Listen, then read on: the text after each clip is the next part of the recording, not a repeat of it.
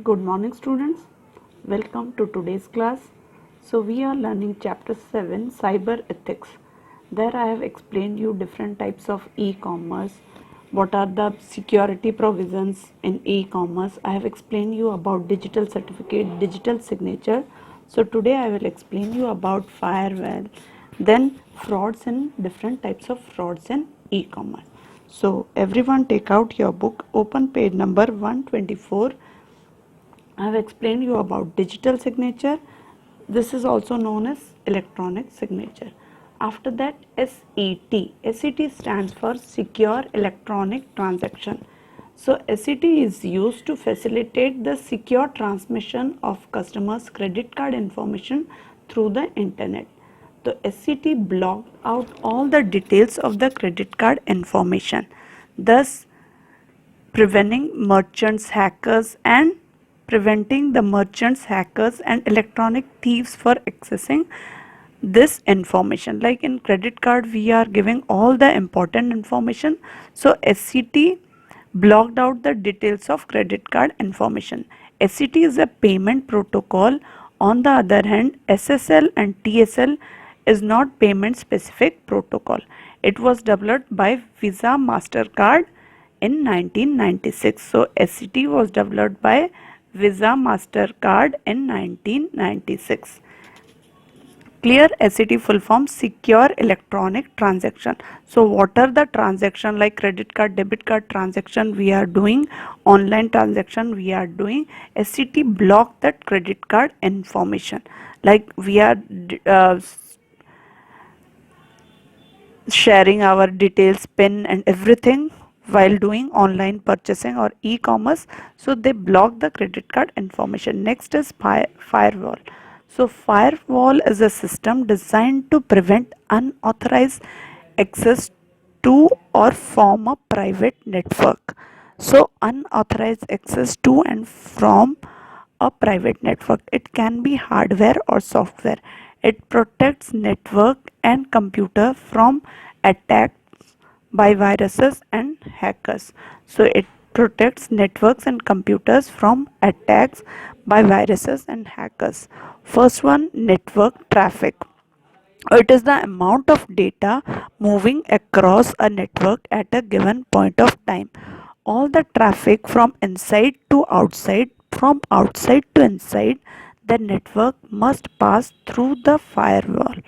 So only authorized traffic is allowed to pass through the firewall. So trusted network, next is trusted network. These are under control of network managers or the network administrator. These networks are inside the firewall. Untrusted networks. These are situated outside the security perimeter and control of the network administrator or network manager. So these are situated outside the security perimeter and control of the network administrator or network manager.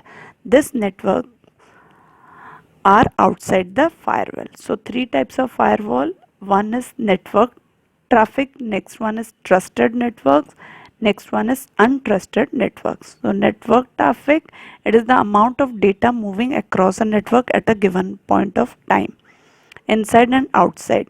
Trusted network is controlled under the control of network managers or the network administrator.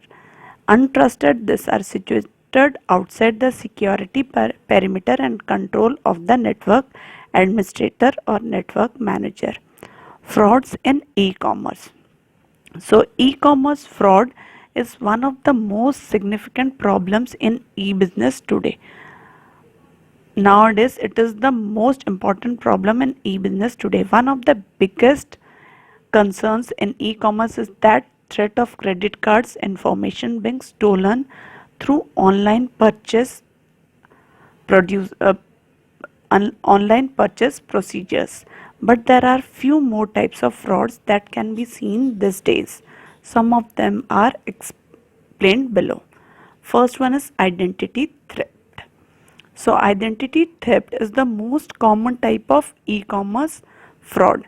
In traditional identity theft, The criminal's goal is to carry out transaction using a different identity. Instead of having to come up with a completely new identity to do this, they simply take over an existing one.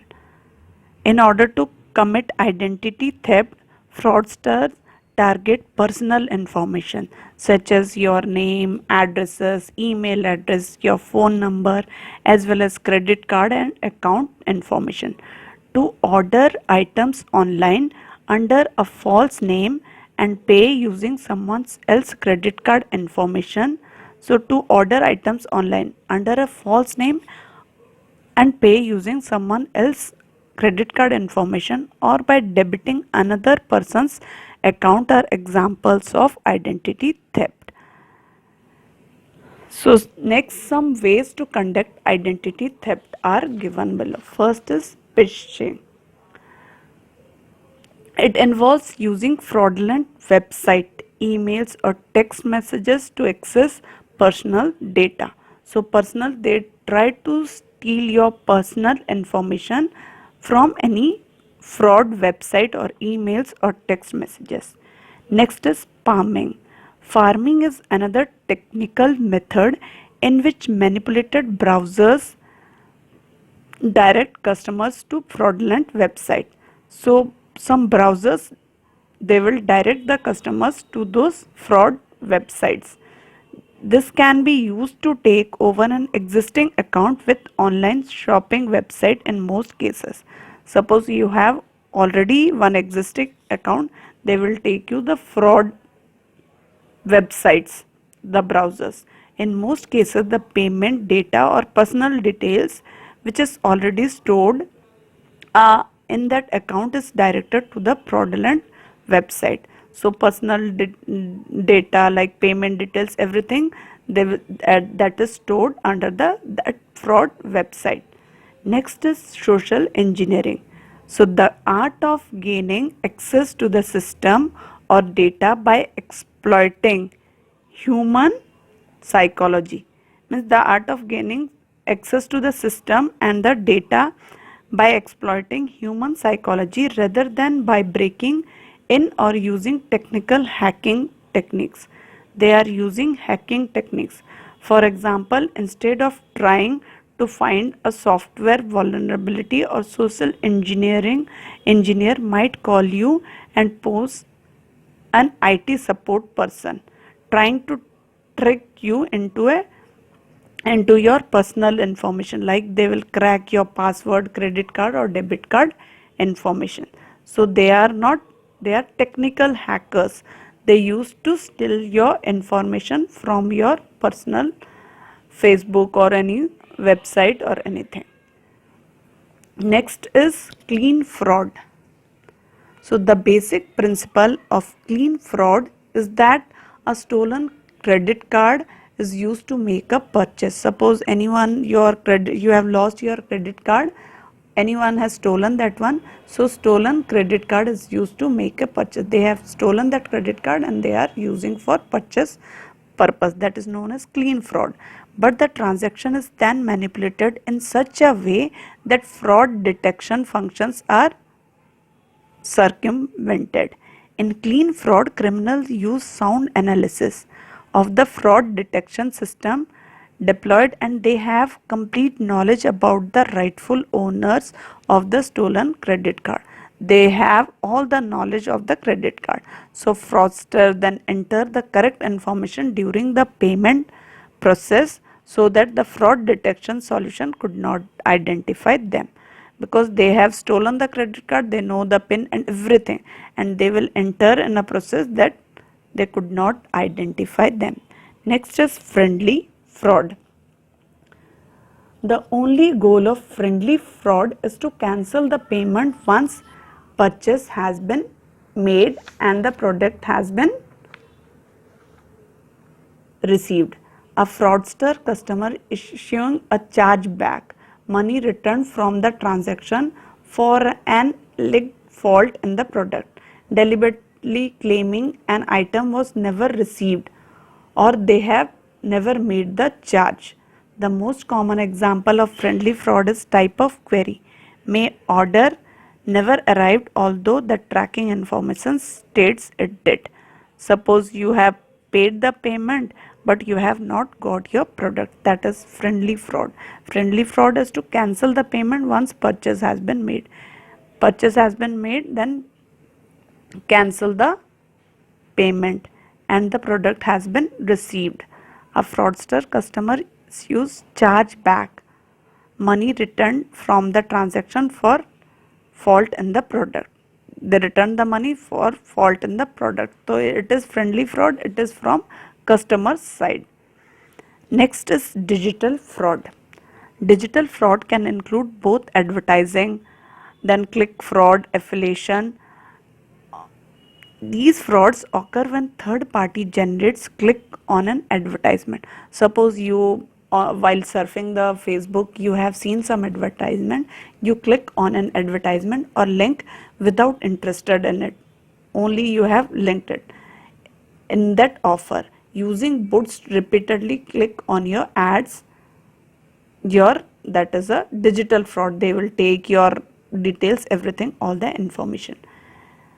Note, man in the middle MITM attack is a type of fraud in which conversation between the companies and their customers are targeted. This is done to get hold of sensitive data by anticipating digital exchanges like emails or log into any account. Next is malware.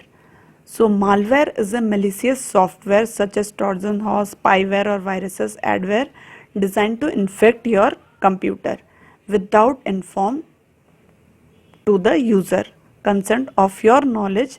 It automatically affect your computer, harm your computer. It can monitor your keystrokes, take control of your computer and do any number of other things that can affect the performance of the computer. Malware is generally distributed through emails, social networking sites and video sites. So malware can destroy the data stored in your computer and pass your confidential information to another person. You should always use anti-malware or antivirus software such as Norton or Quick Hill to protect your computer from this malicious programs. So to protect your computer from the viruses, you must use the antivirus software. Next is intellectual property right, IP. IP means it is a creation of mind, such as any invention, literary work, artistic work or discovery like music, pictures, photos, software. You have created a software, you have designed a website or anything. So the right, the owner must have the right on his creation. That can be targeted through e-commerce. Like IP, intellectual property rights, are important in e-commerce because the things of the value that are traded on the internet must be protected. Suppose you have designed a website or you have designed a software, so it must be protected. No one else can rename that software, that software belongs to him. So using technological security system or IP laws, else they can be stolen or pirated. Means anyone else can steal your idea or pirated and whole business can be destroyed. So the various forms of IP protections are copyrights, trademark and patents. Each contribute to the success of e-commerce by protecting intangible assets or valuable to business. Many parts of your software or website may be protected by different types of IP rights. For example, database, website design, etc. can be protected by copyrights. So confidential graphics, source code, object code, algorithm, programs and other technical descriptions can be protected by trade secret. So they can be protected by trade secret. So e-commerce systems, search engines and other technical internet tools may be protected by patents. So business names, logos, product name, domain names and other signs protected on your website may be protected as trademarks. You must have seen like Maggie packet or Colgate, or they have a particular cover, so that is known as the trademark. No one can copy the covering of Maggie. No one can copy the covering of Dabur Chamanpas. It is red color. That box that box is of red color and yellow border, so no one can copy. So that is the trademark. So next, trademark. Next is copyright. So copyright protects, you must have seen in all the books and everywhere it is written copyright. So copyright protects the content of both websites and material transmitted over those websites. Copyright is done of the original work of authorship, means this work belongs to me, which gives the owner the right to prevent others from taking action like copying, distributing and modifying. No one can copy anyone's idea, distribute or modify. Only the person who owns the work of authorship has exclusive right to reproduce, publish or sell it.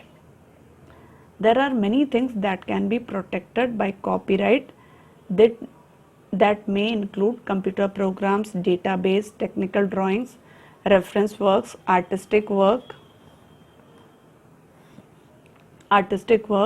map, architecture, novels, newspaper, advertisement, films, musical composition, choreography, painting and drawing.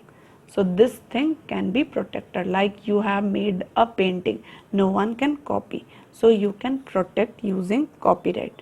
Next is trademark.